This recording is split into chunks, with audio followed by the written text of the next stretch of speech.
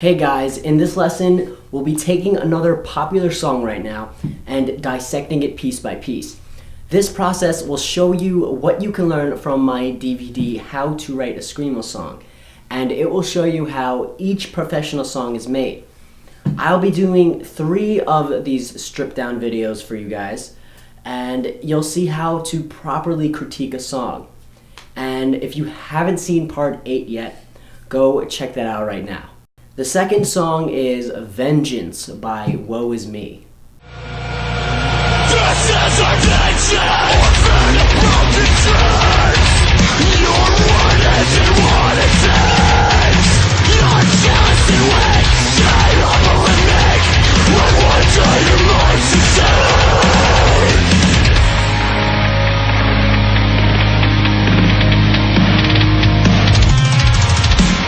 Maybe one day I'll probably make more of an impact than you'll ever make. And I'll take what is rightfully mine. But you ran away, so I'm calling the shots this time. I'll take that dream. I'll take everything that would ever need. I've seen no hints of trust from them. You never cared, so I will always win. Style. This track pushes the heavier side of post-hardcore, or brings a slightly more post flavor to metalcore. The synth string sections bring a cinematic flair to the track that is both unexpected and tasteful. It's sort of a break from the metal intro and riff sections. Melody. The melody in the song comes in the choruses after the scream verses. The clarity of the voice after 1 minute and 40 seconds of growl is quite refreshing to the ear, if not slightly too sweet. And it has a memorable descending phrase that is repeated on each subsequent line. The melody definitely services the lyric here, as it is not exactly the same on each repetition, but there is enough similarity to keep that descending riff fresh in the listener's ears. Structure. The track begins with a heavy metalcore section that carries through the first verse. From there, the structure extends out into a string of sections that are not exactly the same, but they are closely related.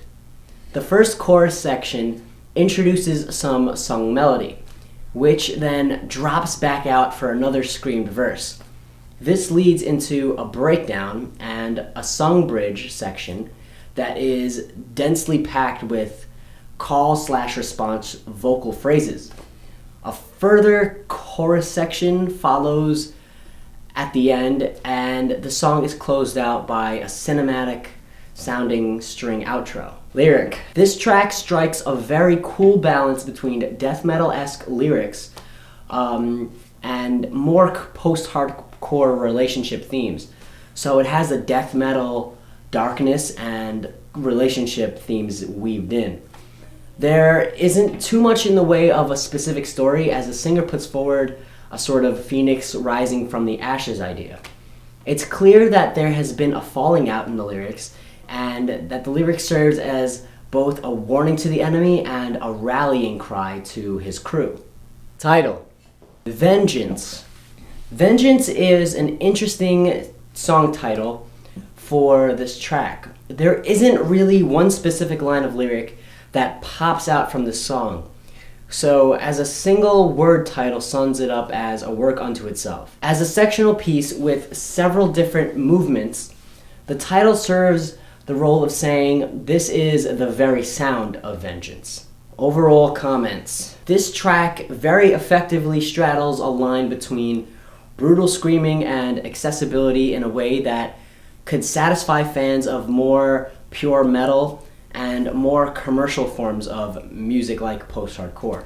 The production and performances on this track are at a professional level, and they sound ready to compete with the top acts in the genre.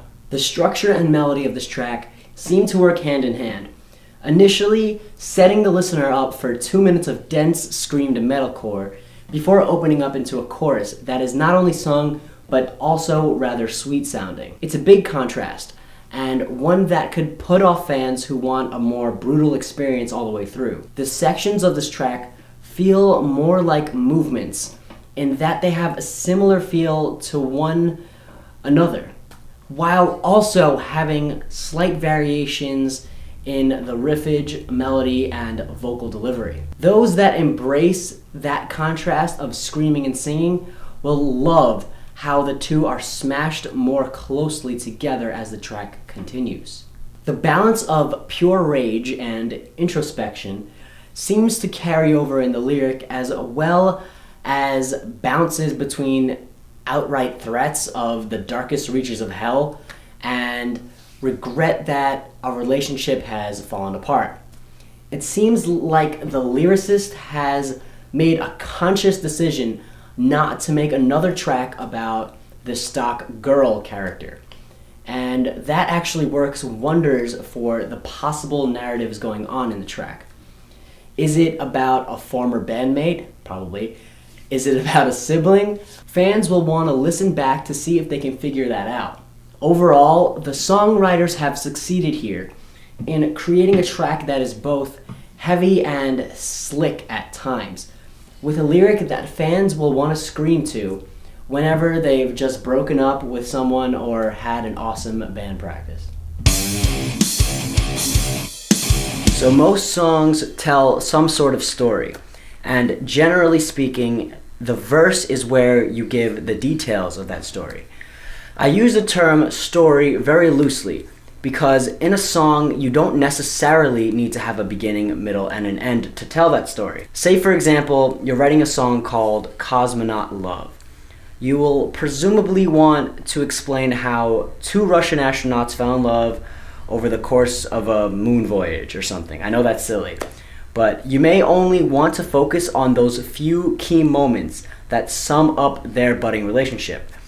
It's likely that you won't give every detail the way you would say in a short story or in a novel, but you're still telling a story nonetheless.